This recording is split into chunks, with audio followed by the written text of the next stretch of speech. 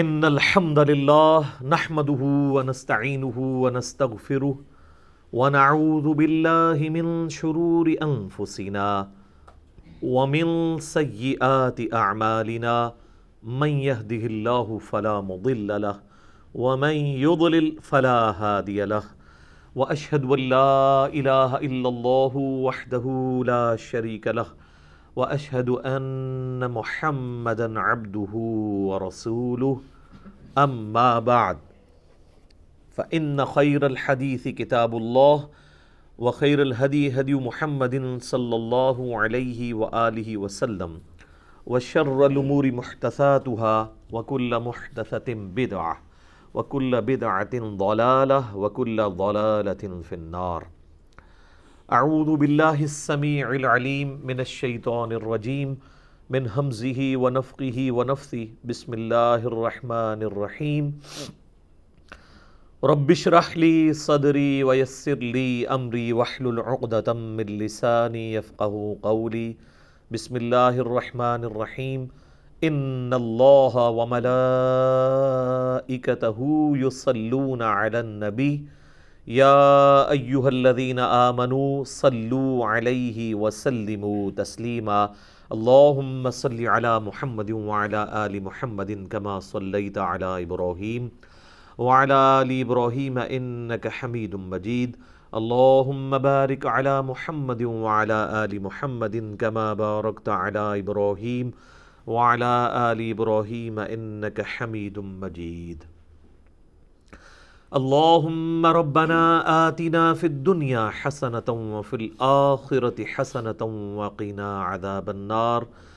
اللہم ربنا آتنا من لدنک رحمة وہیئ لنا من امرنا رشدا. حسبنا اللہ ونعم الوکیل. یا حی یا قیوم برحمتک استغیث ولا حول ولا قوة الا باللہ العلی العظیم. لا الہ الا انت سبحانک انی کنت من الظالمین. آمین. الحمدللہ آج 7 جون 2020 کی قرآن کلاس نمبر 31 کی اسٹوڈیو ریکارڈنگ ہونے جا رہی ہے. آج انشاءاللہ تعالی ہم سورۃ البقرہ کی آیت نمبر 215 سے آن ورڈ سٹارٹ کریں گے. اب مسلسل کئی آیات جو ہیں وہ اللہ تبارک و تعالیٰ کی طرف سے فتوے ہیں جو آپ صلی اللہ علیہ وآلہ وسلم سے مختلف سوالات کیے جاتے تھے اہل ایمان کی طرف سے، تو ان کے جوابات آئے ہیں. میں نے سورۃ البقرہ کے تعارف میں بھی عرض کیا تھا کہ سورۃ البقرہ شریعت محمدیہ صلی اللہ علیہ وآلہ وسلم کا بلو پرنٹ ہے، ابتدائی خاکہ ہے، اور اس کے تکمیلی احکامات سورہ النساء اور سورۃ المائدہ میں آئے ہیں. تو شریعت کے اعتبار سے جو احکامات ہیں، چاہے وہ آئلی زندگی سے متعلق ہوں، چاہے معاشرتی چیزیں ہوں، وہ بڑی ڈیٹیل کے ساتھ اس میں آئی ہیں. اب آپ دیکھیں گے کہ مسلسل کئی آیات کے اندر نبی صلی اللہ علیہ وآلہ وسلم سے جو سوالات کیے گئے ہیں تو ان کے جوابات اللہ تعالیٰ کی طرف سے دیے جا رہے ہیں. اپنے مصحف سامنے کھول لیجئے. اعوذ باللہ من الشیطان الرجیم. بسم اللہ الرحمن الرحیم. یسألونک ماذا ینفقون. اے محبوب صلی اللہ علیہ وآلہ وسلم، یہ تم سے پوچھتے ہیں کہ ہم جو اللہ کی راہ میں خرچ کرتے ہیں تو وہ کیا خرچ کریں، کس پہ خرچ کریں. جب یہ سوال پوچھیں تو فرماؤ قل ما انفقتم من خیر. آپ فرما دیجئے کہ جو کچھ تم خرچ کرو گے اپنے مال سے تو اس کے مستحق ہیں فللوالدین والاقربین والیتامى والمساکین وابن السبیل. اس مال کے جو مستحق ہیں تو سب سے پہلے تمہارے ماں باپ، اس کے بعد تمہارے قریبی رشتہ دار، اور اس کے بعد یتیم اور مسکین اور مسافر. وما تفعلوا من خیر فإن اللہ بہ علیم. اور جو کچھ بھی تم نیکی کا کام کرتے ہو تو بے شک اللہ تعالیٰ اسے خوب جانتا ہے. یعنی اللہ کی راہ میں چاہے تم نے چھپا کے خرچ کیا، چاہے اعلانیہ کیا، اللہ تعالیٰ سے کوئی چیز پوشیدہ نہیں ہے.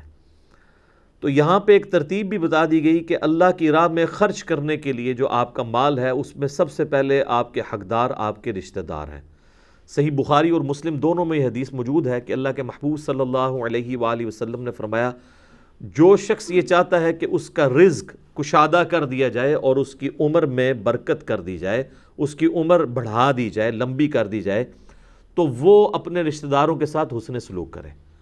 اچھا، ہم لوگ سمجھتے ہیں کہ حسن سلوک سے مراد یہ ہے کہ ان سے اچھے طریقے سے بات کر لیں، یا خوشی غمی کے اوپر کوئی ٹیکسٹ میسیج کر دیں، یا جنازے کے اندر شامل ہو جائیں۔ یہ حسن اخلاق جو ہے یہ بعد کی چیز ہے۔ اصل میں جو حسن اخلاق ہے وہ یہ ہے میرے بھائی کہ ان کے اوپر مال خرچ کیا جائے، اور یہ سب سے بڑا مشکل کام ہے۔ آپ دیکھیں کہ غیروں کو کھلانا آسان ہو جاتا ہے، کئی لوگ ہیں جو غیروں کو، عام غریبوں کو، مسکینوں کے اوپر لاکھوں روپیہ خرچ کر دیتے ہیں، اور ان کا کوئی قریبی رشتہ دار، کوئی بھتیجا، بھانجا، یا اس کی بہن بیوہ ہوگی، یا اس کا بھائی فوت ہو چکا ہے اور اس کے یتیم بچے ہیں، ان کے اوپر مال خرچ کرنا مشکل ہو جاتا ہے اور جیلسی فیکٹر آ جاتا ہے۔ اسی لیے اللہ تعالیٰ نے ایمفسائز کیا ہے کہ جہاں پہ جیلسی فیکٹر کا اندیشہ تھا اور یہ خطرہ تھا کہ لوگ اللہ کی راہ میں خرچ نہیں کریں گے، اس کے اوپر پہلے ایمفسائز کیا ہے کہ آپ سے پوچھتے ہیں نا کہ یہ مال اللہ کی راہ میں خرچ کرنا ہے تو کہاں پر خرچ کریں، تو پہلے حقدار تمہارے ماں باپ ہیں۔ بخاری اور مسلم دونوں میں حدیث ہے، ایک صحابی نے پوچھا کہ اللہ کے محبوب صلی اللہ علیہ وآلہ وسلم، میرے حسن اخلاق کا اس دنیا میں سب سے زیادہ حقدار کون ہے؟ تو آپ نے فرمایا تیری ماں۔ اس نے پھر دوبارہ سوال کیا تو آپ علیہ السلام فرمایا تیری ماں۔ تیسری بار پوچھا، فرمایا تیری ماں۔ چوتھی بار پوچھا تو فرمایا تیرا باپ۔ یعنی پہلے تین حق جو ہیں وہ ہیں ماں کے، اس کے بعد باپ کا، اور پھر باقی رشتہ داروں کا۔ اچھا، اکثر لوگ پوچھتے ہیں یہ زکوٰۃ دینی ہے تو ہم اپنے بہن بھائیوں کو دے سکتے ہیں؟ بھائی سب سے زیادہ حقدار ہی بہن بھائی ہیں زکوٰۃ کے، ان کو سب سے پہلے دیں۔ اور اس کے بعد کہا گیا قریبی رشتہ دار۔ قریبی رشتہ دار ماں باپ کے بعد قریبی رشتہ دار کون سے آتے ہیں؟ بہن بھائی، بھتیجے، بھانجے، یہ لوگ قریبی رشتہ دار ہیں۔ اور اس کے بعد کہا گیا کہ یتیم، ظاہر ہے کہ یتیم کا تو کوئی والی نہیں ہے، کوئی ان کا سرپرست نہیں ہے کہ ان کے اوپر مال خرچ کرے، تو ان کی تو امپورٹنس ہے۔ اور مساکین، یعنی ایسے غریب لوگ جو کسی کے سامنے ہاتھ پھیلاتے ہوئے بھی ڈرتے ہیں لیکن اپنی شکلوں سے پہچانے جاتے ہیں کہ غریب مسکین لوگ ہیں، ان کے اوپر بھی خرچ کرو۔ اور مسافروں کے اوپر، مسافروں والا معاملہ اس وقت آلموسٹ ایبسلیٹ ہو چکا ہے، کبھی کبھار ضرورت پڑتی ہے، لیکن اگلے زمانوں میں تو سفر ایک بہت بڑا ایک آزمائش کا ذریعہ تھا۔ ایون جو لوگ حج عمرے کے لیے بھی جاتے تھے تو کئی مہینے پہلے نکلتے تھے۔ ہمارے سب کانٹیننٹ سے حج عمرے کی جو ایکٹیویٹی تھی وہ آلموسٹ 4 مہینے کا پیدل سفر تھا، اور جو لوگ بحری جہاز میں بھی سفر کرتے تھے تو سیدھے 2 ہفتے تو بحری جہاز کے ہیں، بندرگاہ سے لے کے وہاں تک، لیکن پھر وہاں جدے سے مکے تک 2 دن اور 1 رات کا سفر ہوتا تھا اونٹ کے اوپر، اور یہاں سے بھی جن لوگوں نے پہنچنا ہوتا تھا بندرگاہ تک، اگر پیدل چلتے تھے تو کئی دن۔ یہ تو آپ سمجھیں کہ آلموسٹ 1930-40 کے قریب ہمارے سب کانٹیننٹ میں یہ ٹرینز شروع ہوئی ہیں، اور اس وقت وہ کوئلے والا انجن شروع ہوا ہے، تو لوگ پھر ٹرین میں کراچی تک جاتے تھے، کراچی سے پھر جو ہے وہ بحری جہاز چلا کرتا تھا۔ ہم نے بھی اپنی ہوش میں دیکھا ہے، ایون 80s تک اور ارلی 90s تک بحری جہاز پہ لوگ جاتے رہے، کیونکہ اس کا ٹکٹ ہوائی جہاز سے آدھا ہوتا تھا۔ بلکہ پہلا بحری جہاز جب جایا کرتا تھا تو اس وقت کا جو پریزیڈنٹ یا پرائم منسٹر وہ سی آف کرنے کے لیے یہ ایک ایکٹیویٹی ہوتی تھی ان کی، وہ پاکستان کا وہ جو بحری جہاز اس کا نام سفینہ رکھا ہوا تھا انہوں نے۔ تو اب وہ جو 2 ہفتے کا سفر ہے وہ بھی سی سکنس کے ساتھ ہوتا تھا، لوگوں کو الٹیاں اور یہ وامٹنگ والا سلسلہ ان کے ساتھ ہوتا تھا، اور پھر خوف الگ سے۔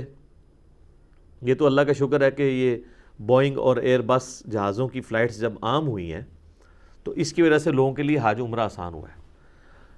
بوئنگ 747 کی جو پہلی فلائٹ ہے وہ 1972 میں حج کے لیے شروع ہوئی ہے۔ آپ ذرا سٹیٹسٹیکل ڈیٹا اٹھا کے دیکھیں کہ 1972 سے پہلے جتنے لوگ حج کرتے تھے نا، 1972 کے بعد چند سالوں میں اس سے ڈبل لوگ حج اور عمرے پہ جانا شروع ہو گئے، اور اس سے بعد چند سالوں کے بعد 3 گنا 4 گنا، اب تو خیر 10-20 گنا ہو چکے ہیں۔ یہ اصل میں جو برکت ہے وہ ہوائی جہاز کی ہے۔ آج آپ ایئر فلائٹس بند کر دیں، یہ حج عمرے کے اوپر جو لاکھوں لوگ آپ کو جاتے نظر آ رہے ہیں نا، سیٹھ ہر سال وہ عمرے میں اعتکاف بیٹھنے کے لیے گئے ہوتے ہیں، تو میرے بھائی 4 مہینے اپنا کاروبار بند کر کے کون حج اور عمرے پہ جائے گا؟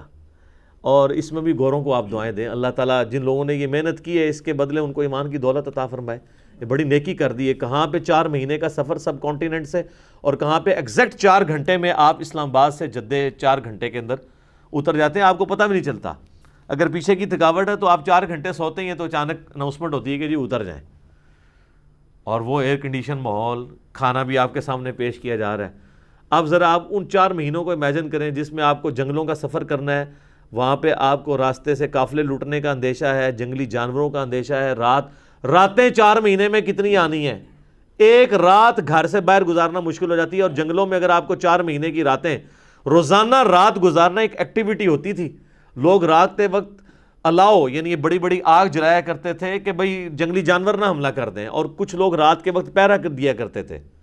آپ امیجن نہیں کر سکتے، وہ زندگی میں وہ ایک حج کرنا بھی مشکل ہے۔ یہ آج کل جو حج جو ہے وہ مذاق بنا ہوا ہے، آلموسٹ آپ دیکھ لیں ہر سال لوگ حج عمرے پہ گئے ہوتے ہیں۔ تو یہ ایئر فلائٹس کی برکتیں، ادروائز تو یہ آلموسٹ بڑا مشکل کام تھا۔ اس وقت انسان کو یہ قدر آتی ہے کہ واقعی یار یہ اسلام کا 5واں فرض ہے۔ ابھی تو فیل ہی نہیں ہوتا، لوگ اسے ایک پکنک کے طور پہ لے رہے ہوتے ہیں، اور یار حج بھی کرنا ہے، کر لیں گے آپ پہ انشاءاللہ۔ اردو جناب جو حج کرتا تھا پھر وہ وہاں پہ بھی جا کے جو ایکٹیویٹیز تھیں، ہوٹلوں میں رہنا، ریگستانی سفر، کئی لوگ تو مدینہ شریف جاتے ہی نہیں تھے کہ بھئی وہ حج کا حصہ نہیں ہے، واپس آ جایا کرتے تھے کہ اتنی تکلیف ہم مزید سفر کی کیسے کاٹے، ظاہر ہے فیملی کے ساتھ مشکل ہوتا تھا۔ صفا اور مروہ کی صحیح جو اس وقت چلڈ ماحول کے اندر ہو رہی ہے، یہی بہت بڑی ایکٹیویٹی تھی۔ لوگ جب وہ بازاروں کے اندر سے گزر کے وہ 7 چکر لگانے پڑتے تھے تو اتنی لو کے اندر لگ پتہ جاتا تھا۔ آپ ذرا ادھر مجھے 7-8 کلومیٹر پیدل چل کے بتائیں نا دھوپ کے اندر، تو آلموسٹ 7-8 کلومیٹر بن جاتے ہیں صفا مروہ کی جو صحیح ہے، اور اتنی گرمی کے اندر ایک مشکل ایکٹیویٹی ہوا کرتی تھی۔ تو اب تو یہ معاملات بہت زیادہ آسان ہو گئے۔ تو اس زمانے میں وہ بات کہاں سے کہاں نکل گئی، جو مسافر ہے وہ بیچارہ رسک کے اوپر ہوتا تھا، راستے میں اگر قافلے پہ حملہ ہو گیا ہے، 2 مہینے کا سفر کیا ہے، اب نہ وہ آگے جانے کے قابل ہے نہ پیچھے آنے کے، تو اب وہ زکوٰۃ کا سب سے زیادہ حقدار ہے۔ آپ یہ دیکھ لیں سرائے، یہ ہمارا جو یہ سرائے علمگیر ہے، یہ سرائے ہوا کرتی تھی مسافروں کی، کسی زمانے کے اندر لوگ رکتے تھے، رات کو کسی کی جیب کٹ گئی ہے، اب وہ بیچارہ واپس نہیں جا سکتا۔ آج کا دور نہیں ہے کہ وہ ایزی پیسہ یا ایزی لوڈ کروا لے یا پیسے منگوا لے، بڑی مشکل ہوتی تھی مسافر کے لیے زندگی۔ تو پھر قرآن پاک میں اس لیے ایمفسائز کیا گیا کہ زکوٰۃ کا بھی حقدار مسافر بھی ایک اس کیٹیگری میں فال کرتا ہے۔ اگر وہ مسافر ہے، اچھا مسافر چاہے غریب ہے یا امیر ہے، وہ زکوٰۃ کا حقدار ہے، چونکہ غریب الوطنی میں پیسہ نہیں منگوا سکتا، اس میں زکوٰۃ بھی لگ جائے گی چاہے وہ ارب پتی بندہ ہے۔ اور پھر یہ بھی اس زمانے میں ممکن نہیں تھا کہ آپ 2 مہینے کا سفر کہیں کر کے گئے ہوئے اور وہاں پہ آپ کسی کو کہیں کہ میں واپس جب جاؤں گا تو تمہیں پیسے بھجوا دوں گا۔ یہ تو آج کل منی آرڈر اور یہ ایزی پیسہ اور یہ سارے ایشوز جو ہے نا، وہ آن لائن سسٹم شروع ہوا ہے کہ جناب آپ ادھر فون کرتے ہیں اور کہتے ہیں جی اتنے دکان تے کھلو جا، میں انہیں بھیجن لگوں پیسے، اور ساتھ ہی معاشراتی کارڈ دے کے آپ پیسے نکلوا لیتے ہیں۔ یہ تو بڑا مبارک دور ہے، اس زمانے میں ایشو تھا۔ آج بھی آپ نے کئی دفعہ مسجدوں کے اندر لوگوں کو دیکھا ہوگا کہ وہ کہتے ہیں جی ہماری جیب کٹ گئی ہے تو ہم نے فلاں جگہ سے آئے تھے، اکثر تو زیادہ فراڈی ہی ہوتے ہیں، لیکن بیچ میں جینوئن کیسز بھی ہوتے ہیں۔ تو اس کا میں نے کئی دفعہ حل بتایا کہ اس کا حل یہ ہے کہ اگر آپ نے اس طرح کے لوگوں کو اکاموڈیٹ کرنا ہے، ان کے ہاتھ میں پیسے نہ دیں، کیونکہ وہ آپ کی مسجد سے نکل کے ایک اور مسجد میں جا کے کرایہ لیں گے، پھر بازار میں بھی کھڑے ہو کے لوگوں سے کرایہ مانگیں گے۔ اور اس سے بڑا یہ کہ آج کل تو ایک نیا ورژن آ گیا جس میں ایک چھوٹا سا بچہ ایک عورت نے اٹھایا ہوتا ہے، اس کا خامند بھی ساتھ ہوتا ہے، تاکہ ایکسپلائٹ کریں آپ کو۔ کئی تو یہ ہے نا شام کے وقت جی آج ساڑی دیہڑی نہیں لگی، تو وہ دیہڑی ان کی وہی ہوتی ہے جو لگا رہے ہوتے ہیں مانگنے والی۔ تو ایسے مسافروں کا حال یہ ہے کہ آپ ان کو گاڑی کے اندر بٹھا کے آئیں اور کرایہ کنڈکٹر کے ہاتھ میں دیں، اور اس کو یہ کہیں کہ اگر یہ تم سے کرایہ واپس مانگ کے قریبی کسی سٹاپ پہ اترنے لگے تو کرایہ تیرا، اس کو نہیں دینا، تبھی انشور ہوگا نا، ورنہ تو وہ اتر ہی جائے گا۔ پھر کنڈکٹر کو جب یہ انسینٹیو ملے گا تو پھر وہ لے کے بتائے ذرا کنڈکٹر سے کرایہ، تو چلو ایک غریب سے دوسرے غریب کی جیب میں چلا جائے گا، لیکن کم از کم اس فراڈیے سے تو آپ بچ جائیں گے نا۔ تو آپ اس طرح کریں تو کئی غریب جو ہیں ویسے ہی غائب ہو جائیں گے۔ کئی لوگ آ کہتے ہیں جناب روٹی نہیں کھا دیجیے صبح دی، پیسے دو کچھ، تو ان کو آپ روٹی کھلا دیا کریں، تو آپ دیکھیں آدھے لوگ غائب ہو جائیں گے۔ یہ کئی کہتے ہیں نا مزدوری نہیں ملی تو عثمان بھائی کے پاس بھیج دیں ان کو، ان کے لیے مزدوری کی ارینجمنٹ کر دیں گے، جیسے کہیں گے نا تیرے لیے ارینجمنٹ کرتے ہیں، تو وہ کسی اور کے پاس چلے جائیں گے۔ وہ ان کو کبھی مزدوری کی عادت بھی نہیں پڑی ہوئی ہوتی، وہ صرف آپ کی نظروں میں ایک مظلوم کے طور پہ اپنے آپ کو پیش کر رہے ہوتے ہیں۔ تو اللہ تعالیٰ ہمارا جو کچھ بھی اللہ کی راہ میں خرچ کرو گے اللہ تعالیٰ کے علم میں ہے۔ اس میں وہ حدیث بھی یاد کر لیں جو بخاری و مسلم دونوں میں ہے، نبی علیہ السلام نے فرمایا کہ انسان کہتا ہے میرا مال میرا مال میرا مال، پھر آپ نے وہ پوری سورت تلاوت کی، الہاکم التکاثر حتی زرتم المقابر، تمہیں مال کی کثرت نے ہلاک کر دیا یہاں تک کہ تم نے قبروں کا منہ جا دیکھا، یعنی قبر تک تمہارا مسئلہ حل نہیں ہوتا۔ حضور نے یہ پوری سورت تلاوت کی، پھر کہا تم کہتے ہو میرا مال میرا مال میرا مال، او بھائی تیرا مال تو وہ ہے جو تو نے کھا لیا یا پہن کر بوسیدہ کر لیا یا اللہ کی راہ میں خرچ کر کے آخرت کے لیے محفوظ کر لیا۔ تین مال ہیں آپ کے، ویسے تین میں سے بھی ایک ہی ہے، جو کھا پی لیتا ہے بندہ بعد میں تو یاد ہی نہیں رہتا، جو پہن کے بوسیدہ کر لیتا ہے وہ تو یاد ہی نہیں رہتا، جو اللہ کے ڈیوائن بینک میں اللہ کی راہ میں خرچ کر کے جمع کروایا وہ تیرا مال ہے، باقی تو تیرے رشتہ داروں کا مال ہے۔ اور بخاری اور مسلم میں ایک اور حدیث ہے، آپ صلی اللہ علیہ وآلہ وسلم نے فرمایا کہ ابن آدم کے پاس اگر سونے کی 2 وادیاں ہوں نا تو یہ تمنا کرے گا کہ تیسری وادی بھی مجھے سونے کی مل جائے، اس کا پیٹ صرف قبر کی مٹی بھر سکتی ہے۔ اور ایک اور حدیث ہے بخاری اور مسلم میں، آپ صلی اللہ علیہ وآلہ وسلم نے فرمایا کہ انسان کے 3 دوست ہیں، 2 جو ہیں نا وہ باہر ہی رہ جاتے ہیں اور ایک قبر میں اس کے ساتھ جاتا ہے، اس کا مال اور رشتہ دار یہ باہر ہی رہ جاتے ہیں، اور قبر میں ساتھ اس کے اعمال جاتے ہیں، جو اس نے نیک اعمال کیے ہوتے ہیں وہ قبر میں اس کے ساتھ جاتے ہیں۔ تو یہ وہاں پہ بھی مال کا ذکر ہے کہ مال یہیں پہ رہ جانا ہے۔ تو یہ مال جو لوگ اللہ کی راہ میں خرچ کرتے ہیں نا جی، میں نے دیکھا جی مال خرچ کرنے سے بڑھتا ہی ہے، کم نہیں ہوتا۔ اور اللہ کی راہ میں خرچ کرنا وہ تو آپ نے کام کیا ہی نہیں ہے، آخرت میں تو ایک نیکی لینی پڑ جائے تو انسان کی بیوی بچے ماں باپ دینے کے لیے تیار نہیں ہوں گے، اور وہاں اگر آپ کے مال کے ذریعے آپ اللہ کی راہ میں خیرات کرتے ہیں، میں اکثر کہتا ہوں کہ دنیا میں سب سے آسان طریقہ جنت کمانے کا نا مال خرچ کرنا ہے، نہ آپ کے اس کے لیے آپ کو وضو اور غسل کرنا پڑے گا، نہ اس کے لیے کوئی ایفرٹ پٹ کرنی پڑے گی۔ جو مالدار لوگ ہیں پیسہ تو ان کا نکل ہی رہا ہوتا ہے ویسے ہی، صرف ایک نیت کرنی ہے کہ آپ خالص اللہ کے لیے کر رہے ہیں بس۔ باقی نماز میں تو فل کنسنٹریشن چاہیے، خشوع خضوع چاہیے، وہ ادھر نہیں چاہیے آپ کو، اور ایک ایفرٹ پٹ کرنی پڑے گی۔ اس میں تو بس آپ نے ایک فیصلہ کرنا ہے، جو اشفاق احمد صاحب کہا کرتے تھے نا کہ اس کے لیے صرف ایک فیصلے کی ضرورت ہے کہ کھٹا لینا ہے یا میٹھا، طلب سچی ہو اور پیاس جان لیوا ہو تو اللہ تعالیٰ انسان کو خود ہدایت کے راستے تک پہنچا دیتا ہے۔ تو یہ آپ نے اندر کی وہ کمٹمنٹ اللہ کے لیے شو کرنی ہے، تو یہ مال خرچ کر کے آپ سب سے زیادہ آسانی سے جنت کما سکتے ہیں۔ اور وہ جو بخاری اور مسلم میں حدیث ہے کہ 7 لوگوں کو اللہ کا سایہ نصیب ہوگا اس دن جب اللہ کے سائے کے سوا کوئی سایہ نہیں ہوگا۔ اس کی محدثین نے تعویل بھی کیا کہ اللہ کے سائے سے مراد اللہ کے عرش کا سایہ ہے۔ اس میں ایک شخص وہ بھی ہے کہ جو دائیں ہاتھ سے صدقہ کرے اور بائیں کو خبر نہ ہو۔ قرآن پاک میں سورۃ البقرہ میں ہم پچھلی آیات کے اندر پڑھ چکے ہیں نا کہ اللہ کی راہ کے اندر جو خرچ کرتے ہو نا اس کو لوگوں کو جتا کر اس مال کو ضائع مت کرو۔ پھر اللہ تعالیٰ نے اس کی مثال دی ہے کہ یہ تو اسی طریقے سے ہے جیسا کہ ایک چٹیل سا پتھر ہو اور اس کے اوپر مٹی پڑی ہوئی ہو اور تیز بارش آئے تو وہ بالکل دھل جائے گا نا، اس طرح تمہارے نام اعمال سے نیکیاں دھل جائیں گی، ختم ہو جائیں گی اگر تم نے ریاکاری کے لیے نیکی کی۔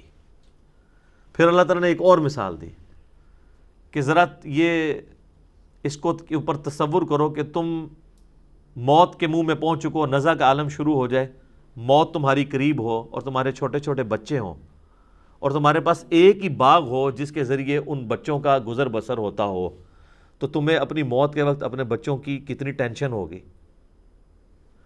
جبکہ اچانک اسی حال میں ایک بگولا آئے آگ کا اور تمہارے اس باغ کو بھی جلا دے.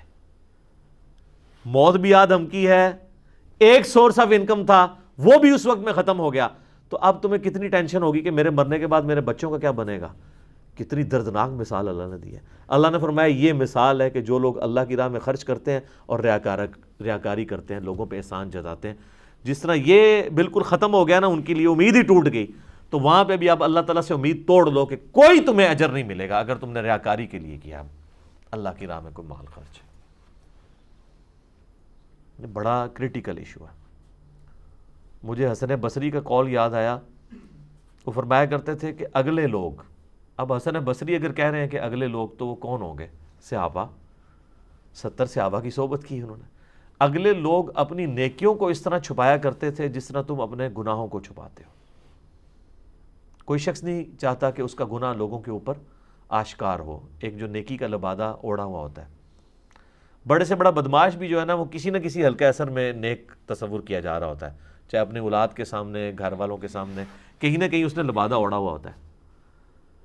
تو اگلے لوگ اپنی نیکیوں کو اس طرح چھپایا کرتے تھے کہ کہیں پتہ نہ لگ جائے لوگوں کو, یہ تو ضائع ہو جائے گی. ویسے اگر آپ جنرلی دیکھیں, اگر آپ کو یہ واقعی ضائع ہوتی ہوئی ویڈیو نظر آ جائے, ایک بندے نے 1 لاکھ روپیہ خرچ کیا ہے اور اسے واٹس ایپ میسیج آ جائے کہ یہ جو تو نے فلاں بندے کو بتایا تھا نا اور احسان جتایا تھا, تو یہ ویڈیو دیکھ لے, یہ تیرے نامہ مال سے ڈیلیٹ ہو چکا ہے, تو سر کیا حالت ہوگی. وہ کہے گا یار لاکھ روپیہ بھی گیا تو بیڑا ہی غرق ہو گیا میرا.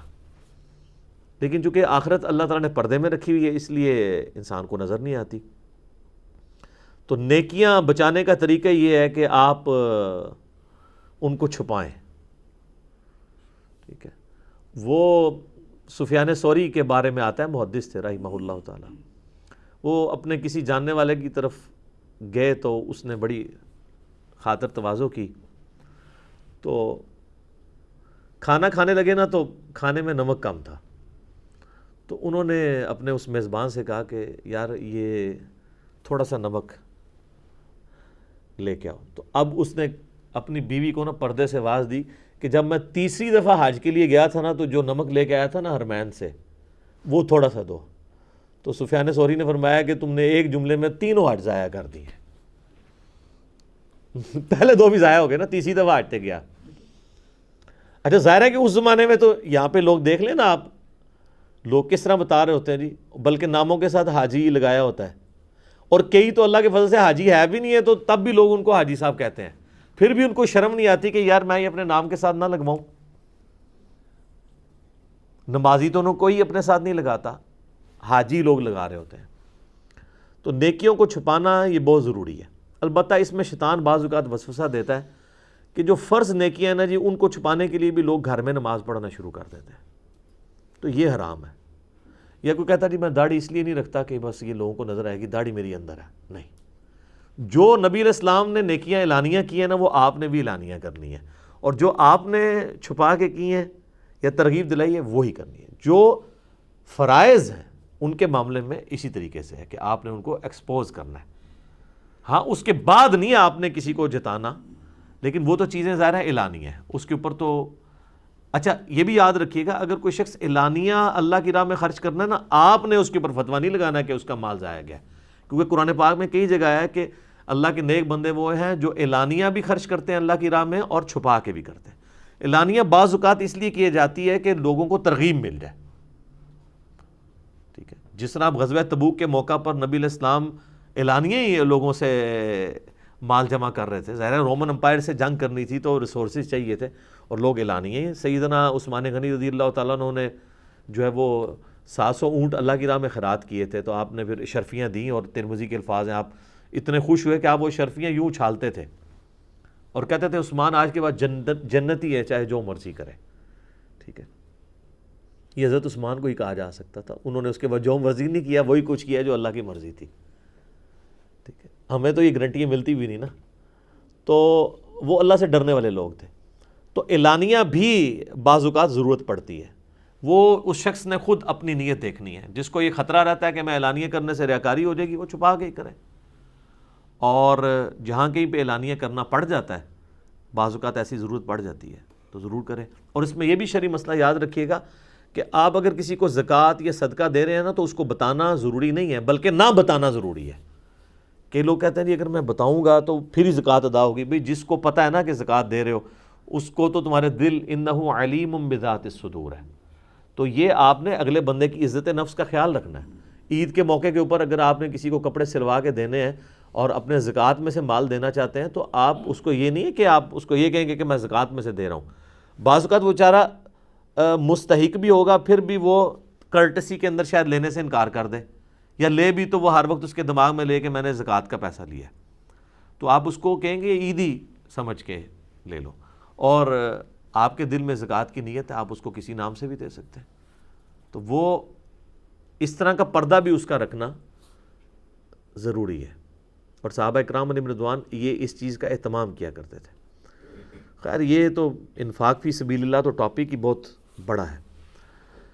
لے جی اگلی ایک آیت ہے، وہ متقاضی ہے کہ اس پہ بھی ڈیٹیل گفتگو کی جائے۔ 216 نمبر آیت، کُتِبَ عَلَيْكُمُ الْقِتَالُ، تم پر قتال فرض کر دیا گیا ہے، وَهُوَ كُرْهٌ لَكُمْ، لیکن تم اسے ناپسند کرتے ہو۔ ظاہر ہے جان دینا کوئی آسان کام تو نہیں ہے۔ پہلے جب صحابہ کرام علیہم رضوان کو مکے سے نکالا جا رہا تھا اس وقت تو ان کا جوش بہت زیادہ تھا کہ ہم پہ ظلم ہو رہا ہے، ہم ہجرت کر کے جا رہے ہیں، ہمارے مال کے اوپر انہوں نے قبضہ کر لیا پیچھے سے۔ تو حضور سے کہتے تھے یا رسول اللہ اجازت دیں ہم ان کے ساتھ لڑیں۔ تو سورہ نساء کے اندر آیا کفوا ایدیکم، ہم نے اس وقت یہ نازل کیا تھا اپنے ہاتھوں کو بندھا رکھو، ابھی موقع نہیں ہے، ورنہ وہ مختصر جماعت تھی، اللہ تعالیٰ ختم کروا دیتا اگر اللہ تعالیٰ کی مشیت میں ہوتا۔ قرآن حکیم میں یہ ٹاپک کئی جگہ آیا ہے کہ اللہ نے کافروں کے ہاتھ تم سے روک کے رکھے، ورنہ تو تم بڑی مختصر جماعت ہے مکے میں، وہ تمہیں ختم بھی کر سکتے تھے۔ یہ تو ان کے دماغ میں آتا تھا کہ وہ مسلمانوں پہ ظلم کرتے تھے، ان کا بائیک آؤٹ کرتے تھے، 3 سال کے لیے شعب ابی طالب کے اندر رکھا، یہ ان کے دماغ میں نہیں آتا تھا کہ ان کو قتل کر دیں، ورنہ 125 مسلمان ہی تھے نا 13 سالہ زندگی میں۔ وہ ہجرت بھی کرنے کے لیے جب نکلے ہیں تو اس وقت بھی ایسا جو ان کو قتل نہیں کیا گیا، یہ ضرور ہے کہ ان کو ٹانٹ کیا گیا، ذہنی طور پہ اذیت دی گئی۔ وہ تو جب سارے چلے گئے نبی علیہ السلام پہ ضرور قاتلانہ حملے کی کوشش ہوئی، تو آپ علیہ السلام حضرت ابوبکر صدیق کو لے کے نکلے اور سیدنا علی کو امانتیں واپس کرنے کے لیے اپنے بسترے پہ لٹا کے گئے۔ ادروائز وہ 13 سال میں آپ علیہ السلام کے کوئی ایک واقعہ بھی نہیں آپ کو ملے گا کہ انہوں نے کہیں حضور کو قتل کرنے کی سازش کی ہو یا آپ پہ کبھی قاتلانہ حملہ ہوا ہو۔ کو ایگزسٹ کر رہے تھے، ظاہر ہے وہ تھوڑا یہ بھی خیال کرتے تھے کہ ہم قریش ہیں، ایک دوسرے کی ہمیں خیال بھی رکھنا چاہیے، خاندانی وہ معاملہ بھی تھا۔ پھر بنو ہاشم ایک مضبوط قبیلہ تھا اور وہاں پہ دین سیکنڈ نمبر پہ آتا تھا، پہلا قبائلی معاملہ ہوتا تھا کہ اگر اس کے قبیلے کا بندہ مارا تو وہ دوسرے قبیلے والے بدلے لیں گے، تو اس لیے یہ ساری چیزیں تھیں۔ اللہ تعالیٰ نے وہ کتنی پروٹیکشن رکھی ہوئی تھی، لیکن بعد میں پھر ظاہر ہے کہ ان کو اگر پتہ ہوتا کہ مدینے میں جا کے انہوں نے یہ کرنا ہے کہ بدر میں ہمارے 70 سردار مارنے ہیں، احد بھی مسلمان اپنی غلطی کی وجہ سے جیت کے ہار گئے، اس کے بعد خندق میں، پھر صلح حدیبیہ میں کرنی پڑنی ہے، اور مکے کی ذلت اٹھانی پڑنی ہے 8 ہجری میں ہمیں فتح مکہ کے صورت میں، اور اس کے بعد پھر غزوہ حنین اور غزوہ تبوک اور قادسیہ اور یرموک ہونے ہیں۔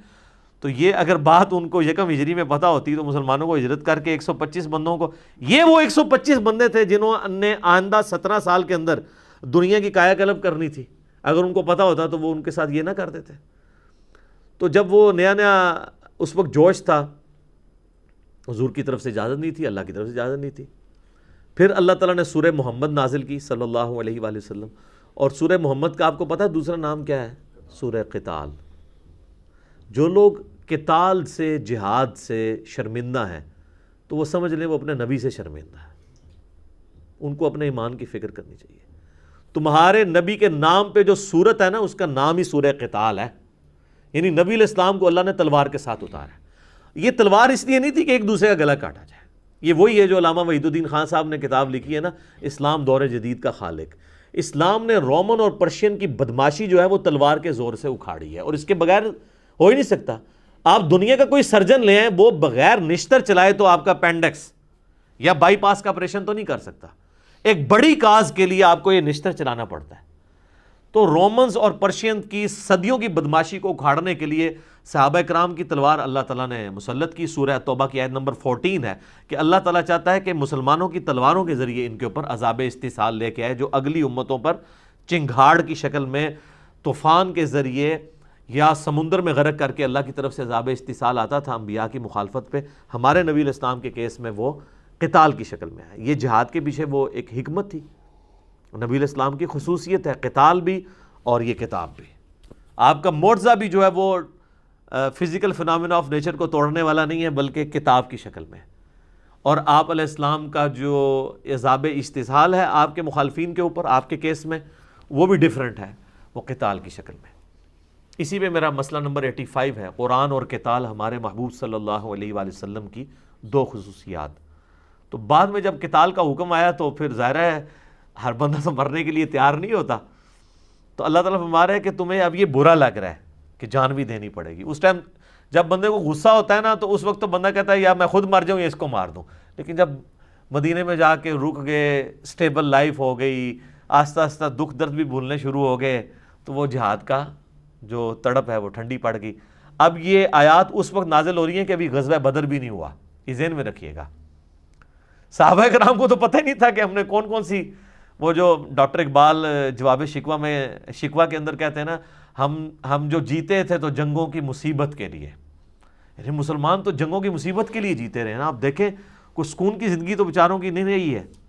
2 ہجری کے اندر بدر لڑنی پڑی، 3 میں احد، اور 5 کے اندر خندق، اور 6 میں بھی جنگ ہوتے ہوتے بچی صلح حدیبیہ ہوگی، 7 میں غزوہ خیبر، 8 میں جو ہے وہ فتح مکہ، اور 8 ہی میں غزوہ حنین جس میں مسلمان 12,000 کے لشکر میں صرف 80 بندے حضور کے ساتھ رہ گئے تھے، بخاری مسلم میں آتا ہے۔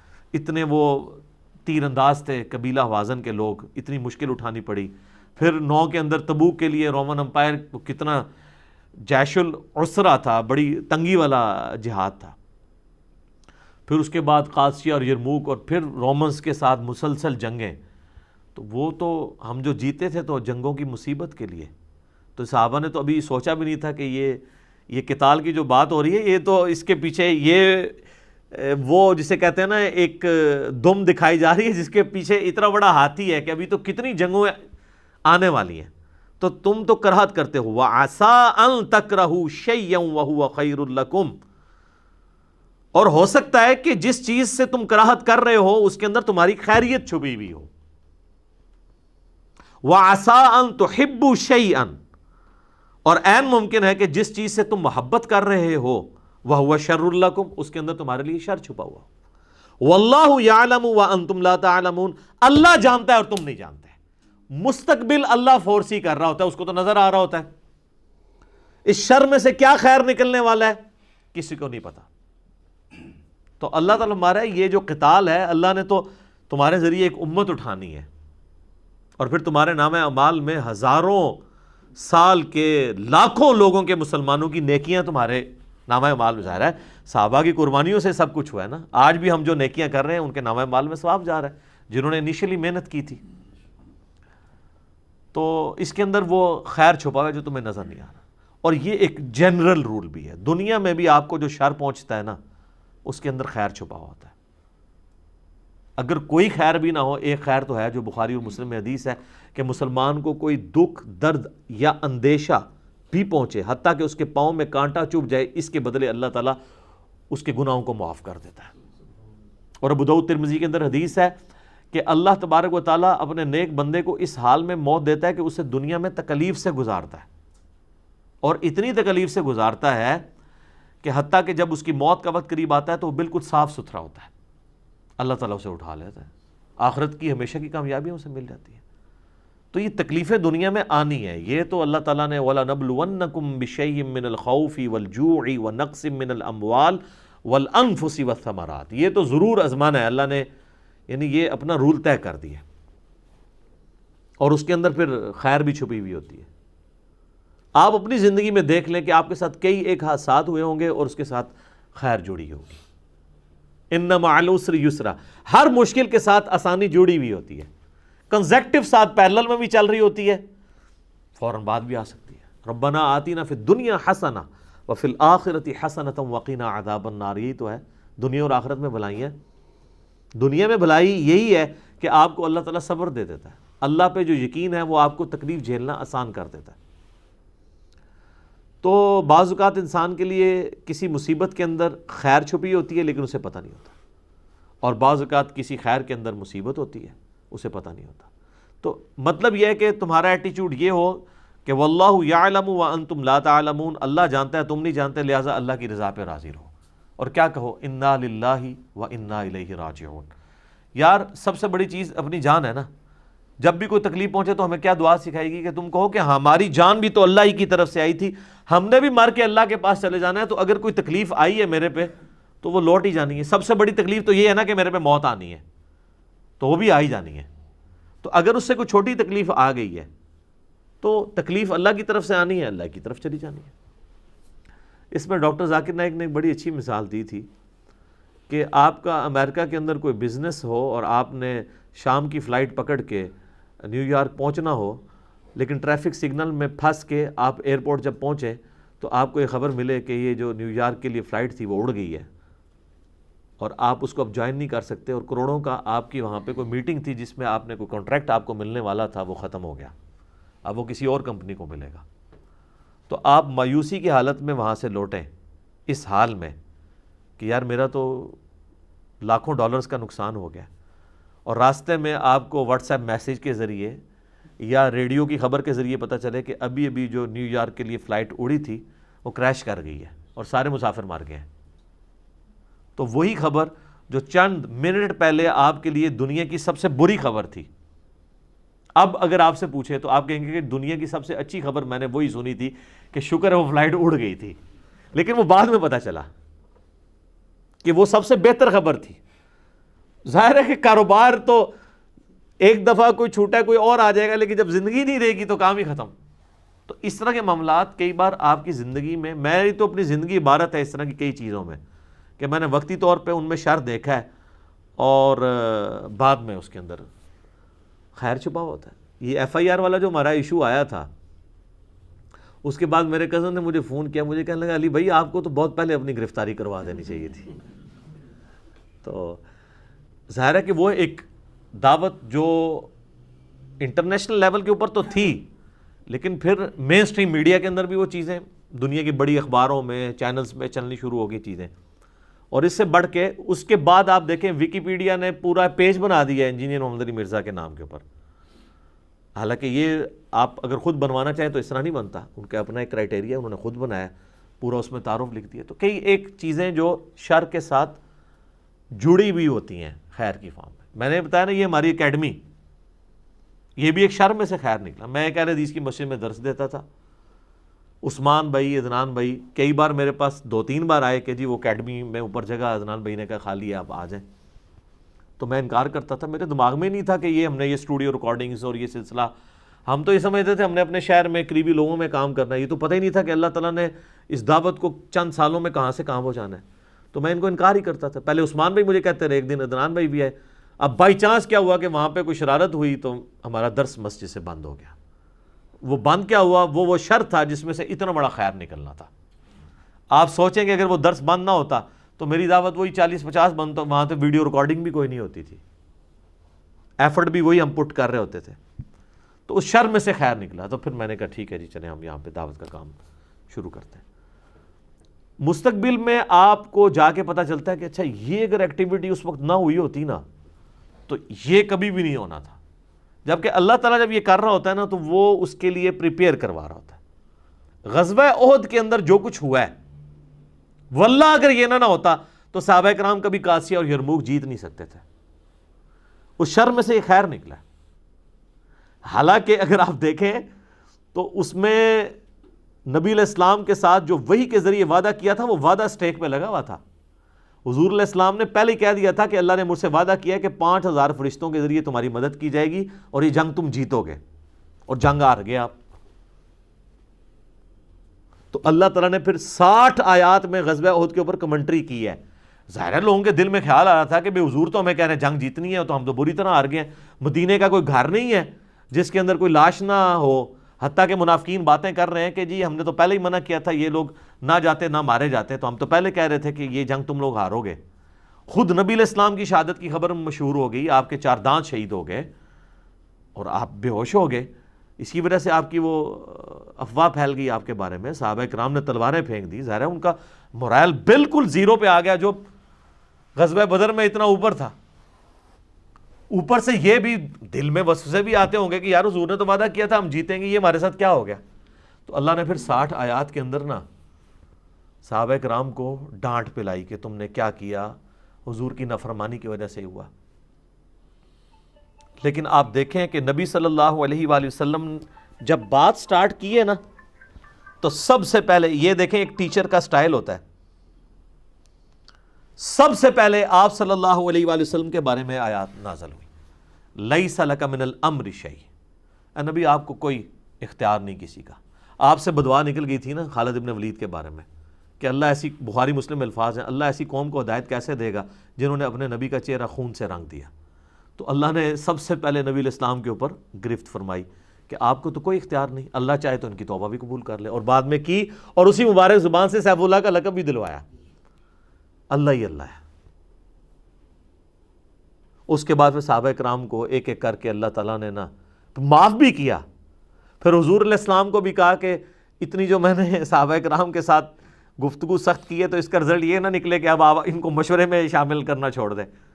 تو وہ الفاظ آئے کہ اے نبی اگر آپ تند خو ہوتے، آپ کی زبان میں سختی ہوتی تو یہ صحابہ آپ سے کب سے دور ہو چکے ہوتے۔ یہ آپ کی نرمی ہے کہ آپ کے قریب رہتے ہیں، آندہ بھی آپ نے اپنے مشورے میں سے شامل رکھنا ہے ان کو، اور ان کی غلطیوں سے درگزر کرنا ہے۔ اور پھر اللہ نے فرمایا کہ ہم نے فتح دے دی تھی اپنے نبی سے جو وعدہ کیا تھا، حتیٰ کہ تم نے ڈسپلن لوز کیا۔ وہ جو درے کے اوپر 50 لوگ تھے، صرف 15 رہ گئے، 35 نے مال غنیمت کے لیے وہ چھوڑ دیا، جو بخاری مسلم میں آتا ہے۔ اللہ فرماتا ہے ہم نے فتح دے دی تھی اور تم کافروں کو قتل کر رہے تھے، وہ پلٹ کے بھاگ رہے تھے اور تم مال غنیمت اکٹھا کرنے کے لیے آئے، پیچھے سے خالد بن ولید نے حملہ کیا اور وہ فتح شکست میں بدل گئی۔ تو یہ بھی نہ کہیں دماغ میں رکھنا کہ اللہ تعالیٰ نے کوئی وعدہ خلافی کی ہے یا ہمارے نبی کی زبان جو ہے وہ سچی ثابت نہیں ہوئی، فتح ہو گئی تھی، فتح شکست میں بدلی تمہاری وجہ سے۔ اور اس پہ میں بڑا تلخ جملہ بولتا ہوں، اگر اللہ کے نبی دنیا میں موجود ہوں اور اللہ کے نبی کے ماننے والے اللہ کے نبی صلی اللہ علیہ وآلہ وسلم کی نافرمانی کر دیں تو اللہ تعالیٰ اس چیز کی پرواہ بھی نہیں کرتا کہ نبی ان میں موجود ہے، فتح کو شکست میں بدلوا دیتا ہے، حتیٰ کہ وہ اس نبی کو بھی اس کی پلنٹی اس اعتبار سے بھگتنی پڑتی ہے اپنے ماننے والوں کی کہ ان کے بھی دانت شہید ہو جاتے ہیں۔ حضور کا کیا قصور تھا کہ ان کے دانت شہید ہوتے؟ آپ نے تو بخاری کے الفاظ ہیں، آپ نے ان درے والوں کو کہا تھا تم دیکھو نا کہ چیل کوے ہماری لاشیں اٹھا رہے ہیں، تب بھی تم نے درہ نہیں چھوڑنا۔ یار اس سے زیادہ کوئی کسی شخص کو کیا سمجھا سکتا ہے کہ حضور کہہ رہے ہیں کہ ہماری لاشوں کو اگر چیل کوے بھی اٹھا رہے ہوں تب بھی تم نے درہ نہیں چھوڑنا۔ یہ آخری درجہ تھا نا، پھر بھی چھوڑ دیا۔ حضور کی موجودگی میں اگر لوگ نافرمانی کریں تو حضور کی دعاؤں کا حصہ، آپ کے وجود کی برکت کا حصہ امتیوں کو نہیں ملتا کیونکہ نافرمانی کی۔ تو سر آج تو رسول اللہ ہمیں موجود بھی نہیں ہے، آج اگر امت نافرمانی کرے تو کس زوم میں بیٹھی ہوئی ہے کہ کچھ بھی ہیں تیرے محبوب کی امت سے ہیں، تو اللہ تعالیٰ جو ہے وہ لحاظ کرے گا۔ اللہ کے اپنے رولز ہیں، وہ اپنے رولز کے مطابق چلتا ہے کیونکہ اللہ کا کوئی رشتہ دار نہیں ہے، کسی نبی کی بھی اللہ کے ساتھ کوئی رشتہ داری نہیں ہے۔ حضرت یونس علیہ السلام سے مسئلہ مس ہینڈل ہوا تھا نا، تو سب سے زیادہ اگر کوئی قریبی ہو سکتا ہے تو پیغمبر ہو سکتا ہے نا۔ تو اللہ تعالیٰ فرمایا قرآن میں کہ وہ جب وہاں سے نکلا اس نے گمان کیا کہ ہم اس کے اوپر گرفت نہیں کریں گے۔ تورات کے اندر آتا ہے 3 دن اور 3 رات مچھلی کے پیٹ میں رہنا پڑا۔ قرآن میں تو صرف اس واقعے کا ذکر ہے نا کہ مچھلی کے پیٹ میں رہے اور وہاں پہ ہمیں پکارا لا الہ الا انت سبحانک انی کنت من الظالمین، لیکن تورات میں وہ ڈیوریشن بھی آئی ہے 3 دن اور 3 رات۔ سر آپ 1 دن اور 1 رات اندھیرے کے اندر کبھی گزار کے اکیلے دیکھیں، اور پھر مچھلی کے پیٹ کے اندر جہاں پہ تعفن بھی ہو اور یہ بھی امید نہ ہو کہ پتہ نہیں میں نے زندہ بچنا ہے نہیں بچنا، کیا بننا ہے میرے ساتھ، یہ بہت بڑی ایک تکلیف دہ چیز ہے۔ تو اللہ تعالیٰ کا کوئی رشتہ دار نہیں ہے، اللہ تعالیٰ اپنے معاملات کے اندر بالکل کلیئر ہے۔ تو وہ قتال سے یاد آیا کہ قتال والے معاملے میں اگر کسی کو کوئی وہم بھی ہے کہ اس کے ذریعے جو ہے وہ پتہ نہیں میرے ساتھ کیا بنے گا، تو اس کے اندر اللہ نے خیر چھپایا ہوا ہے۔ یعنی تعویل خاص کے اعتبار سے قتال کے بارے میں، ویسے یہ جنرل چیز ہے کہ شر کے اندر خیر چھپا ہوا ہوتا ہے، اور بعض اوقات کوئی خیر ہوتا ہے نا، وہ آپ خیر اس کے سمجھ رہے ہوتے ہیں، اس کے اندر شر ہوتا ہے۔ یہ کتنے لوگ ہیں وہ بڑے خوش ہوتے ہیں حرام کے ذریعے کمال کے، کہتے ہیں اللہ کا بڑا فضل ہے، لیکن وہ فضل نہیں ہوتا، اس کے اندر شر چھپا ہوا ہوتا ہے۔ یسألونک عن الشہر الحرام قتال فی، اے نبی تم سے یہ پوچھتے ہیں کہ جو حرمت والے مہینے ہیں ان میں قتال کیا جا سکتا ہے؟ حرمت والے مہینے کون سے ہیں؟ سورہ توبہ میں آیا کہ 4 مہینے ہیں وہ، لیکن ان کے نام نہیں آئے کیونکہ مشرکین عرب کو پتہ تھے وہ کون سے ہیں۔ بخاری مسلم میں یوم النحر والا خطبہ ہے جو آپ علیہ السلام نے حجۃ الوداع کے موقع پر قربانی والے دن دیا تھا، اس میں آپ نے فرمایا کہ 4 مہینے حرمت والے ہیں،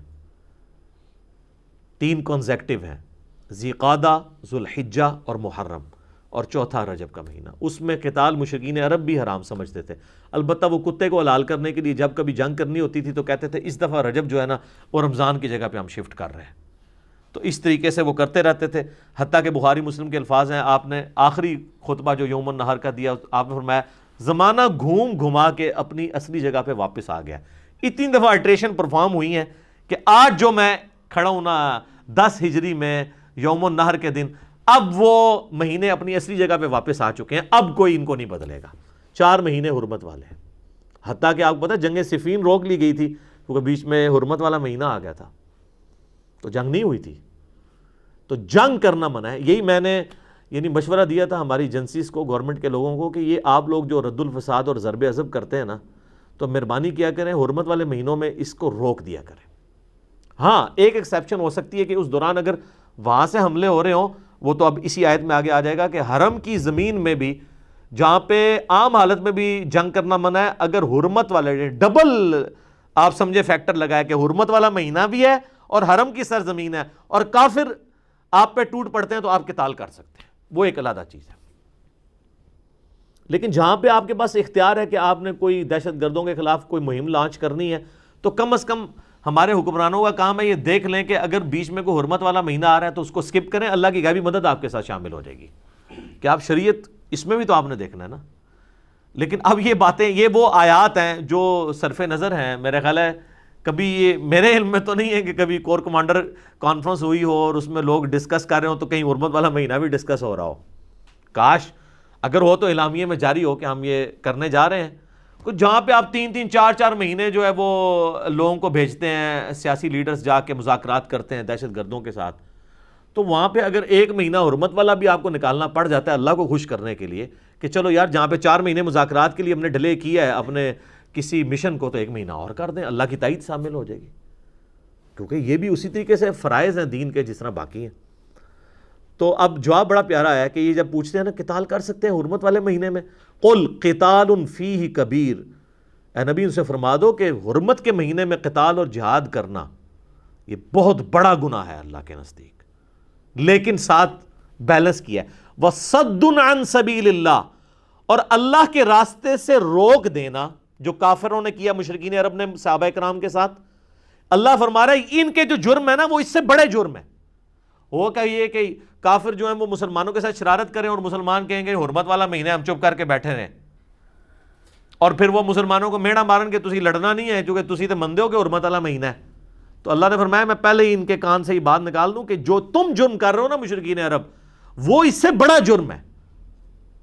حرمت والے مہینے کی آپ کو بڑی قدر ہے اور آپ نے مسلمانوں کو اتنا ظلم کے ساتھ نکلنے میں مجبور کیا ہے کہ وہ اپنی ساری جائیداد سے محروم ہو گئے ہیں، وہاں جا کے بیچارے غریب ہو گئے، وہ نہیں تمہیں نظر آ رہا؟ جو جامعہ ترمذی میں موقوفاً روایت ہے کہ اے کعبہ تیری خوشبو بڑی اچھی ہے، لیکن اللہ کے نزدیک ایک مومن کی دل کی حرمت کعبے کی حرمت سے بڑھ گیا۔ جامعہ ترمذی میں حدیث ہے کہ پوری دنیا کو کوئی تباہ و برباد کر دے، اللہ کے نزدیک اس سے بڑا گناہ کسی مومن کا قتل ہے۔ تو وہ ریشو پروپورشن دیکھنا ہے۔ تم کہہ رہے ہو جی قتال، اصل چیز یہ ہے کہ تم وَصَدٌّ عَن سَبِيلِ اللَّهِ وَكُفْرٌ بِهِ وَالْمَسْجِدِ الْحَرَامِ، اللہ کی راہ سے روکنا، اللہ کے ساتھ کفر کرنا اور مسجد حرام میں آنے سے مسلمانوں کو روک دینا، وَإِخْرَاجُ أَهْلِهِ، اور مکے کے رہنے والے شہری مسلمانوں کو مِنْهُ أَكْبَرُ عِنْدَ اللَّهِ، ان کو مکے سے نکلنے پر مجبور کر دینا ہجرت کے اوپر کہ بچارے مدینہ شریف جا کے پناہ لیں، یہ اللہ کے نزدیک بڑا گناہ ہے حرمت کے مہینوں میں قتال کرنے سے۔ وَالْفِتْنَةُ أَكْبَرُ مِنَ الْقَتْلِ، اور فتنے کو برپا کرنا یہ قتل کرنے سے بھی بڑا جرم ہے. یعنی مشرکین عرب کو کہا جا رہا ہے کہ تم جو کچھ کر رہے ہو یہ تو فتنہ کھڑا کر رہے ہو, اور جنگ کرنا جو ہے یہ فتنہ جو کرنا ہے وہ جنگ سے بھی بڑا جرم ہے. ظاہر فتنے کی وجہ سے ہی جنگیں ہو رہی ہوتی ہیں. وَلَا يَزَالُونَ يُقَاتِلُونَكُمْ, اور اے مسلمانوں یہ تمہارے ساتھ ہمیشہ لڑتے رہیں گے, حَتَّى يَرُدُّوكُمْ عَنْ دِينِكُمْ إِنِ اسْتَطَاعُوا, یہاں تک کہ ان کا بس چلے نا تو تمہیں تمہارے دین سے واپس اسی مشرکانہ عقائد کے اوپر لے آئیں. جب تک تم دوبارہ مشرک نہیں ہو جاتے, بت پرستی شروع نہیں کرتے, یہ تمہارے رشتہ دار سو کالڈ مشرکین عرب تم سے راضی نہیں ہوں گے. اسی طرح کی آیات یہود و نصارہ کے بارے میں آئی ہیں سورۃ المائدہ میں, کہ جب تک تم یہود و نصارہ کی ملت پہ نہیں آ جاتے, سورۃ البقرہ میں بھی گزری ہیں, سورہ آل عمران میں بھی, تم سے راضی نہیں ہوں گے. اب اللہ کی طرف سے یونیورسل ٹروتھ آ رہا ہے, وَمَن يَرْتَدِدْ مِنْكُمْ عَنْ دِينِهِ, یاد رکھنا تم میں سے کوئی ایک بھی جو بھی اپنے دین سے پھر جائے گا, فَيَمُتْ, اور اسی کفر کی حالت میں اسے موت آئے گی, وَهُوَ كَافِرٌ, کہ وہ کافر مرا, تو پھر اللہ تعالیٰ نے یہ لحاظ نہیں کرنا کہ اتنا عرصہ وہ صحابی رہا ہے یا اتنے اس نے نیکی کے کام کیے. اگر وہ مرتد ہو گیا, فَأُولَئِكَ حَبِطَتْ أَعْمَالُهُمْ فِي الدُّنْيَا وَالْآخِرَةِ, اس کے سارے نیک اعمال برباد کر دیے جائیں گے, دنیا اور آخرت میں اللہ تعالیٰ اس کو کوئی جزا اس کی نہیں دے گا.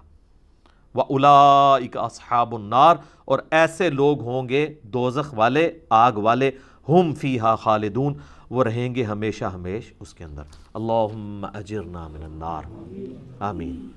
اور سر یہ ہوا ہے, یہ آپ نہ سمجھیے گا, بخاری مسلم میں موجود ہے, حضور کا ایک کاتب وحی تھا جس نے سورہ آل عمران پوری حضور سے سیکھی تھی, وہ مرتد ہو گیا تھا, عیسائی ہو کے مارا. ظاہر ہے اب وہ اتنا حضور کا کلوز تھا کہ آپ کا صحابی بھی تھا, ایمان بھی لایا, آل عمران آپ سے پڑھی, آپ کا اتنا وہ قریبی ہو گیا کہ آپ اس سے, عام آدمی سے تو آپ نہیں لکھوایا کرتے تھے, اس طریقے سے کتابت کرواتے تھے, لیکن اس کا کاتب وحی ہونے نے اس کو کوئی نفع نہیں دیا. جب اس نے برے عمل کیے, اللہ کا کوئی رشتہ دار نہیں. اور بخاری مسلم میں یہ حدیث جو ہے نا حضور کے معجزات کے چیپٹر میں, کیونکہ آگے الفاظ ہیں.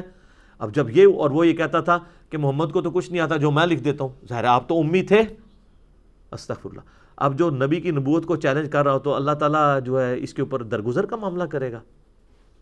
بخاری مسلم کے الفاظ ہیں, اسے قبر میں دفناتے تھے, قبر اس کو باہر پھینک دیتی تھی, اور پھر مشہور ہو گیا کہ یہ نبی اپنے صحابہ کے ذریعے اس کی لاش کی نا اس طریقے سے اس کے ساتھ معاملہ کرتا ہے. تو انہوں نے اوپن مجمع کے اندر اس کو قبر میں دفنایا, زمین نے باہر پھینک دیا, کیونکہ بخاری مسلم کے الفاظ ہیں, آپ نے فرمایا جب وہ مرتد ہوا نا, فرمایا زمین اسے قبول نہیں کرے گی. ہائے ہائے ہائے ہائے, رحمت للعالمین, آپ اس لیول کے اوپر نہیں اترتے تھے, لیکن آپ کو پتا تھا کہ مسئلہ اب سٹیک پہ لگ رہی ہے, میری نبوت سٹیک پہ لگ رہی ہے, اللہ کی وحی. تو اللہ نے وحی کے ذریعے بتا دیا کہ اے نبی یہ بتا دو کہ تمہارا معجزہ ہے کہ جو بندہ یہ کہہ رہا ہے نا کہ یہ نبی جو ہے وہ اس کو کچھ نہیں آتا اور میں جو کچھ لکھ دیتا ہوں یہ وحی ہے. تو اب تو ظاہر ہے کہ جو مسلمان بیچارے اس وقت تھے ان کے دلوں میں بھی تو وسوسے آنے تھے نا, کیونکہ اللہ نے تو سامنے نہیں آنا تھا, حضور کی زبان پہ پورا دین چل رہا تھا نا. تو آپ نے اسی وقت کہہ دیا کہ زمین اسے قبول نہیں کرے گی, مرنے دو اسے. اور وہ شکر ہے کہ اسی وقت مر بھی گیا بعد میں, ورنہ وہ حضور کے بعد مرتا اور پھر بعد میں معجزہ ظاہر ہوتا, اس وقت تک تو ساروں کے دل اٹکے رہتے ہیں نا. حضور کی زندگی میں اسی وقت مرا, وہ کچھ عرصے بعد ہی دفناتے تھے, لاش زمین باہر پھینک دیتی تھی. پھر جب لوگوں کو یقین ہو گیا کہ یہ معجزانہ کام ہو رہا ہے اس کے ساتھ, پھر اس کی لاش باہر ہی پڑی رہی, اسی طریقے سے تعفن کا شکار ہوئی.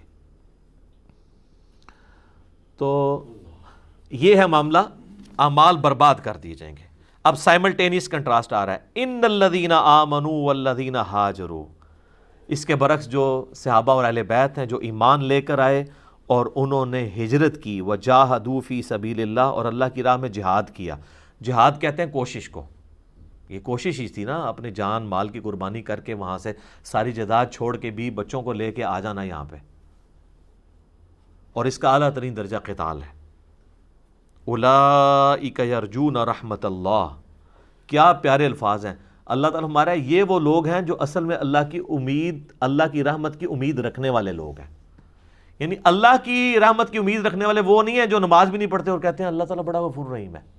یہ رحمت کی ڈیفینیشن ہے, یہ انڈیا پاکستان بنگلہ دیش کے لیے بڑی سخت آیت ہے. کیا الفاظ ہیں، اولئک یرجون رحمت اللہ، یہ وہ لوگ ہیں جن کو رحمت کی کوئی امید ہے۔ اچھا رحمت کی امید ہمارے تو انڈیا پاکستان بنگلہ دیش میں رحمت کی امید اس کو ہوتی ہے جو کچھ نہیں کرتا، وہ کہتا ہے میں بڑا گناہ گار ہوں، اللہ اپنی رحمت سے معاف کر دے گا۔ اور اللہ کیا کہہ رہا ہے کہ رحمت کی امید کن لوگوں کو ہے؟ کن لوگوں کو ہے جو اتنی تکلیفیں اٹھاتے ہیں، کیا کرتے ہیں، ایمان لاتے ہیں، اللہ کی راہ میں ان کو ہجرت کرنی پڑتی ہے اور پھر اللہ کی راہ میں جہاد بھی کرنا پڑتا ہے، ایسے لوگ ہیں جن کو یہ امید ہے کہ ہمیں اللہ کی رحمت ملے گی۔ تو اللہ کی جو ڈیفینیشن جو کتابی خدا ہے نا، اسی لیے تو ہم کہتے ہیں مرنے سے پہلے اے مسلمان کر لے اس پہ غور، کتابوں کا خدا اور ہے، بابوں کا خدا اور۔ یہ کتابوں کا خدا یہ کہہ رہا ہے کہ میری رحمت کی امید اصل میں ان لوگوں کو ہے جو لوگ ایمان لے کر آتے ہیں، پھر ایمان کے راستے میں وہ ہجرت کرتے ہیں، یعنی تکلیفیں اٹھاتے ہیں، اور سب سے بڑی تکلیف جہاد، ان کو جان مال عزت آبرو سب کی قربانی دینی پڑتی ہے۔ اصل میں وہ لوگ ہیں جن کو یہ امید ہے کہ ہمیں رب کی رحمت ملنی ہے۔ ظاہر ہے جس کو یہ امید ہو کہ مجھے رزلٹ ملنا ہے وہی محنت کرتا ہے نا۔ تو یہ جو خالی کھلی محنت کرنے والے لوگ ہیں، آپ دیکھیں میں بڑے بڑے یعنی لوگوں کو دیکھتا ہوں، یہ کئی اینکرز ہیں، وہ جناب ذرا اللہ رسول کی بات کرتے ہیں ان کی آنکھوں میں آنسو آ جاتے ہیں، ٹیشو پیپر بھی نکال لیتے ہیں، حالانکہ ان کی زندگی میں اللہ رسول کسی جگہ پہ موجود نہیں ہوتا۔ اور سر یہ جو آنسو ہے نا، یہ تو آپ کوئی بھی آپ دانش کی موت دیکھ لیں تو آپ کے آنسو نہیں رکتے ہیں۔ میرا اس پہ بھی کلپ آیا ہوا ہے۔ آنسو نکلنا اس چیز کی دلیل تو نہیں ہے کہ آپ کے دل میں اللہ رسول کی محبت آ گئی ہے۔ ان آنسوؤں کو کیا کرنا ہے جب تک آپ اس کو ایگزیکیوٹ نہیں کرتے، کہ جب آپ کو فیصلہ کرنا پڑے کہ میں نے اللہ کی بات ماننی ہے یا اس معاشرے کی بات ماننی، پھر پتہ چلے گا۔ کہنے کو تو یہ بڑی آسان چیز ہے۔ تو اللہ تعالیٰ مارا ہے کہ ایسے لوگ اللہ کی رحمت کی امید لگائے ہوئے ہیں، واللہ غفور رحیم، اور اللہ تعالیٰ بخشنے والا مہربان ہے، یعنی ایسے لوگ ہیں جن کو اللہ تعالیٰ بخشے گا اور وہ اللہ کی رحمت کے مستحق ہوں گے۔ میرے ایک یوٹیوب پہ کلپ بھی ہے، اللہ کی رحمت سے دھوکہ، اس میں بھی میں نے یہ چیز بتائی تھی کہ آپ کو یہ جو زبانی کلامی جو رحمت کی آیات بتائی گئی ہیں نا، اور خالی کھلی توبہ، اللہ کے نزدیک یہ توبہ ہی نہیں ہے۔ یہ آپ اپنا بلو والا قرآن نکالیں نا، اس کے پیج نمبر 282 پہ پہلی آیت ہی یہ ہے، اور یہ سورۃ النحل کی آیت نمبر 119 ہے۔ اسی صفحے پہ سورۃ النحل اور پارہ نمبر 14 دونوں ختم ہوتے ہیں۔ یہ اللہ تعالیٰ نے اپنا یونیورسل ٹروتھ بتا دیا ہے کہ اللہ تعالیٰ معاف کسے کرتا ہے۔ اللہ کے نزدیک رحمت کی امیدوار اور معافی کے امیدوار لوگ کون ہیں؟ ثم ان ربک للذین عملوا السوء بجہالۃ، اس کے بعد تمہارا رب ان لوگوں کے حق میں جو کہ جہالت کے اندر بھول چک میں برے اعمال کر لیتے ہیں، ثم تابوا، اس کے بعد وہ توبہ کر لیتے ہیں، من بعد ذالک، اس کے فوراً بعد، وَأَصْلَحُوا، اور پھر صرف توبہ نہیں کرتے بلکہ اپنی اصلاح بھی کر لیتے ہیں۔ ان ربک من بعدها، بے شک تیرا رب یہ سب کچھ کرنے کے بعد لغفور الرحیم، ضرور بخشنے والا مہربان ہے۔ اللہ تعالیٰ ہمارا میں غفور الرحیم اس شخص کے حق میں ہوں جو بھول چک کے گناہ کر بیٹھے، اس کے فوراً بعد توبہ کر لے اور اپنی اصلاح بھی کر لے۔ یہاں لوگ کہتے ہیں توبہ کر لیے پھر کرنے کے لیے توبہ کی ہے، اصلاح کوئی نہیں کرتے۔ توبۃ نصوحا، آگے کو نصیحت والی توبہ نہیں۔ یہ ہے وہ توبہ جو اللہ تعالیٰ ڈیمانڈ کرتا ہے، یہ ہے کتابی توبہ، اور ایک ہے بابی توبہ کہ کام چک کے رکھو، خیر اللہ نے معاف کر دینا ہے، وہ اللہ نے ساڑی نمازاں نہیں چاہیے، اللہ نے کب کہا کہ مجھے تمہاری نمازیں چاہیے؟ اللہ کہتا ہے تمہیں تمہارے لیے نمازیں چاہیے، میرے لیے نہیں، اپنے لیے تمہیں چاہیے۔ صحیح مسلم کی حدیث 246، بندے کے کفر اور ایمان، شرک اور اسلام کے درمیان فرق ہی نماز ہے۔ نماز پڑھنے والا اللہ کے حضور مسلمان ہے، نماز نہ پڑھنے والا اللہ کے حضور عملاً کافر ہے، اور پاکستان کے شناختی کارڈ میں وہ مسلمان ہے۔